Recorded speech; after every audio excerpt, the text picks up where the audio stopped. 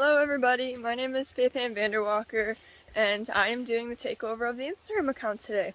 So a little bit about me before we start today. I am a junior in wildlife science and I am up here at the ESF Newcomb campus and I am doing research on snapping turtle populations up here. So that's just a little bit about me and I can't wait to show you guys a little bit about my day. Hey guys, so one of the parts of my study is to trap the live snapping turtles and get measurements on their length, their width, how much they weigh, and what their sex is. So this is one of our trapping locations. Nice gorgeous lake up here in the Adirondacks, and this is one of the traps. So we're going to take it out and see if we caught a turtle. Alright, so we got the trap here. Just going to pull it out and oh, we do have one here. Just going to lock this close.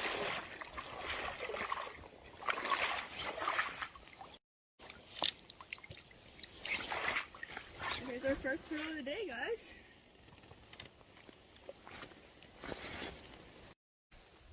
Alright, so we've got him out of the trap, and it's a pretty nice sized snapping turtle. I'm going to go ahead and measure him and mark him. I'll show you guys a little bit of that, but I have not caught this guy before. I will show you how I know in a moment. Alright, so we have our snapping turtle in the bucket that I use to do all the processing. This is just like keep them in one area so that they don't run away, make it easier and safer for both. So I am going to put a toilet plunger on his head. This is actually a scientifically proven method. It's called BIS, which stands for Turtle Head Immobilization System. So you just take a toilet plunger, put him over his head. See, he does snap there. When threatened, these animals, they can be dangerous. They are very powerful.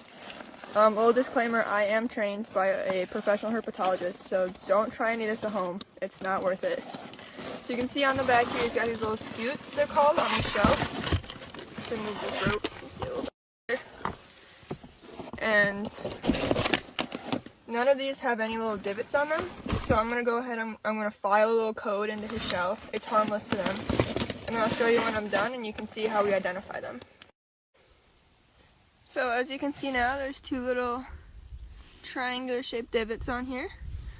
So that is how we will identify this guy for the future. Alright, so we're just going to pick him up, get a look at his underside. So that's the plastron of the turtle, is his bottom shell. And this guy is all set.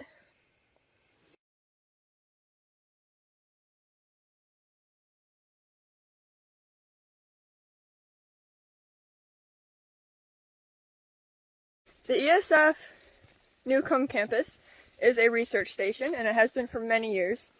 And they used to collect data on snapping turtles up here back in like the 1970s, like thousands of data entries of turtles over the years. So I was looking for a project idea, and I really like turtles, so I decided, you know, why not look into it? And then I got curious. I'm like, I wonder if anything's changed. So I'm collecting all this data, and I have to catch them to collect this data to see if they're getting, like, make some good comparisons and see if anything's changing or if they're staying the same. And then there's a second part of my study, which is on the nesting behaviors and the nesting temperatures, but we'll get to that later. I do that in the afternoon typically. So sometimes when you're trapping, you'll catch bycatch, which is animals you weren't intending to get. So today we caught a little painted turtle in the bycatch. There we go. And yep, he's got a little divot on here, which is interesting, but yeah, he wanted the same thing the snapping turtles want. And painted turtles are where my love of turtles came from, so just let this little guy go back in.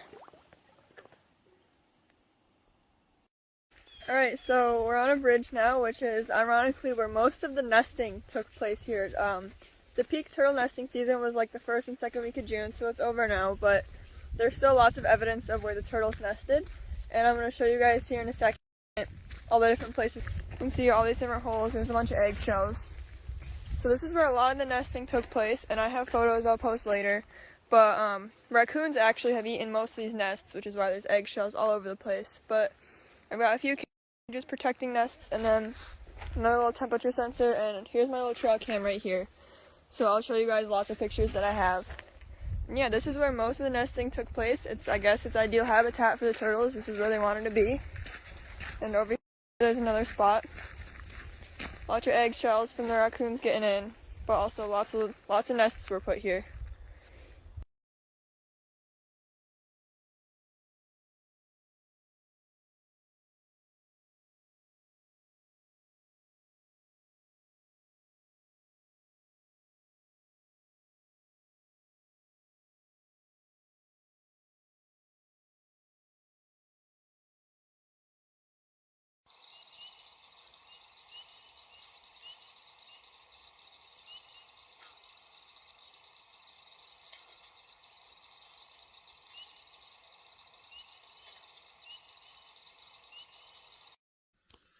Alright guys, so that is all I had for you today. Thank you for watching, and I hope you enjoyed.